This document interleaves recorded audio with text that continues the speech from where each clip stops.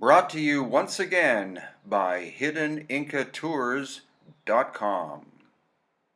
Please focus on what's called the Foramen Magnum, where your spinal column enters the bottom of your skull.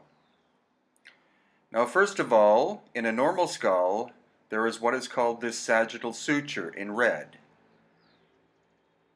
But it seems to be completely lacking in what we call the natural elongated skulls of Paracas.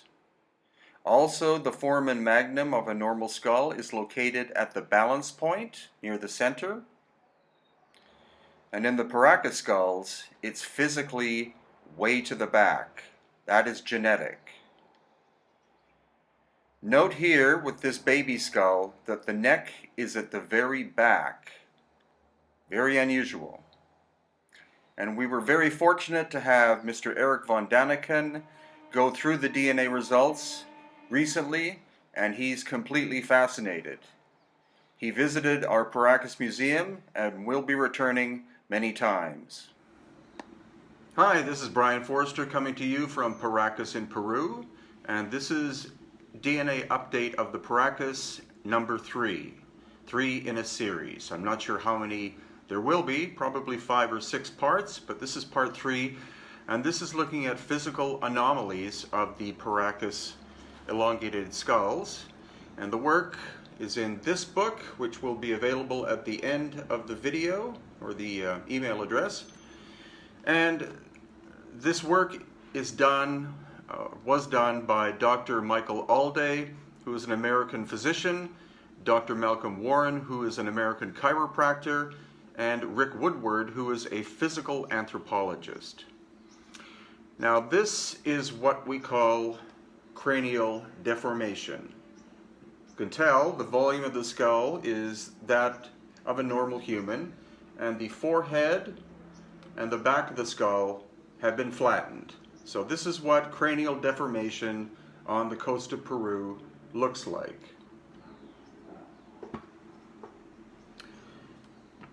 This, on the other hand, is what we call a natural Paracas skull. You can see the volume is greater than the previous skull I showed you, and the whole shape is much more complex than simple cranial deformation. And so we think this person was born with an elongated skull.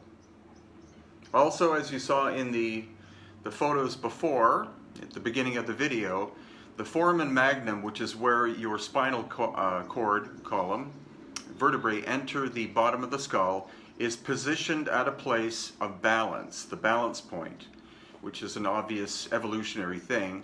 But the anomaly in the Paracas elongated skulls that we believe are natural, and even some with headboarding, their foramen magnum, as you can see here, is at the back of the skull. So that is a genetic trait.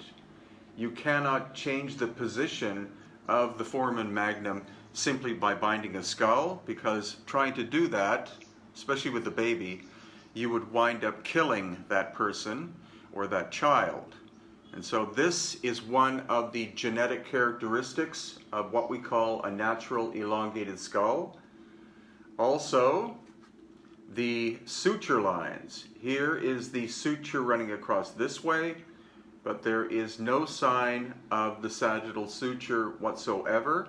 And notice the curvature here, as if the two hemispheres are being represented, or the shaping was done by nature in order to have this dip inside of here. Also, the eye sockets are up to 50% larger than normal. And these bones in the back, these tiny bones here, are not in a normal human being. These are called Inca bones. They are found in the royal Inca people, but also clearly here in the Paracas as well. So that is another genetic characteristic, and that may in fact link the elongated skulls of Paracas, Peru, who died out 2,000 years ago, with the rise of the Inca culture. It's quite possible that the Inca and the Paracas shared ancestry. It's said in the Spanish Chronicles that the royal Inca people had reddish hair, and of course the Paracas people also had reddish hair. So that is your update for now. I will be doing at least 2 more parts. In one, we'll be looking at the blood type differences between Native Americans and the Paracas. And also, in another part, I'll go into a more detailed description of the differences between Native American DNA, as in haplogroups, and those found in the Paracas. Thank you so much. Please watch parts 1 and 2, and stay tuned for parts 4 and 5.